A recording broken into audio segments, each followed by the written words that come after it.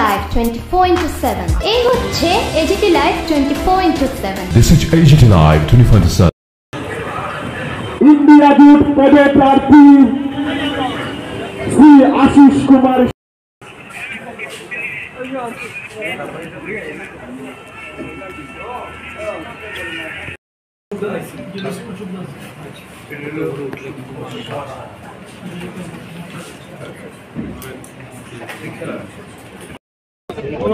প্রথমবারের মতো এই লোকসভা নির্বাচনে প্রতিদ্বন্দ্বিতা করছি। আমি রাজ্যবাসীর সকলের আশীর্বাদ শুভেচ্ছা কামনা করি। এই লড়াইটা গণতন্ত্র প্রতিষ্ঠার লড়াই।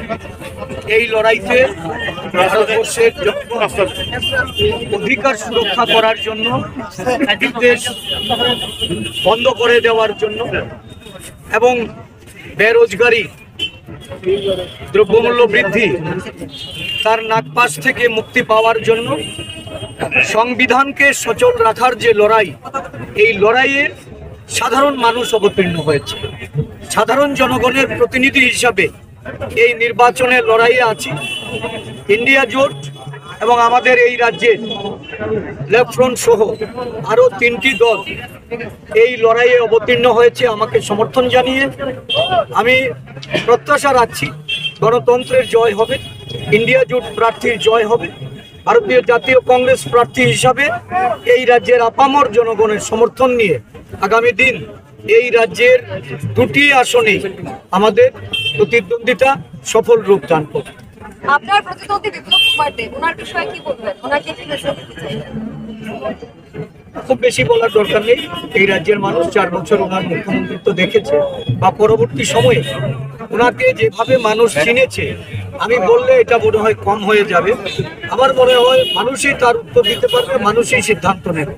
তবে এইটুকু বলবো, রাজনৈতিক লড়াইটা এই রাজ্যে উনি পদার্পণ করার পর এই লড়াইটা সন্ত্রাসদীর্ণ হয়েছে, এই লড়াইটা কলঙ্কিত হয়েছে এবং এখানে রাজনৈতিক সংস্কৃতিটাকে উনি সম্পূর্ণ পাল্টে দিয়েছেন।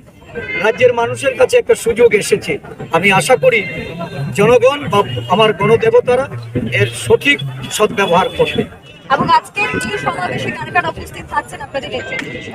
দেখুন, কাল গভীর রাত অবধি আমাদের যে প্রচেষ্টা ছিল, দিল্লি থেকে আমাদের মধ্যে কানাইয়া কুমারজিকে এখানে পাঠানোর জন্য বলা হয়েছে। আমরা সঠিকভাবে প্রশাসনের সমস্ত অনুমতি নেওয়ার জন্য আগে থেকেই আমরা কথা বলে আবেদন করেছি, কিন্তু দেখা গেল রাত্রিবেলায় এই আবেদন নাকচ করা হয়েছে এবং এই নিয়ে যে নাটক হয়েছে, আমরা অত্যন্ত লজ্জিত যে একজন নেতৃত্ব দিল্লি থেকে আসবে, সেখানে এটাকে ষড়যন্ত্র করে কিভাবে আটকে দেওয়া যায় তার ব্যবস্থা তারা করেছে। আমাদের সর্বভারতীয় সোশ্যাল মিডিয়া ডিপার্টমেন্টের উনি চেয়ারপারসন, আমাদের দলের সর্বভারতীয় স্পোক্স পারসন সুপ্রিয়া সেনেজি এসছেন, উনি আরও ভালো করে বলবেন।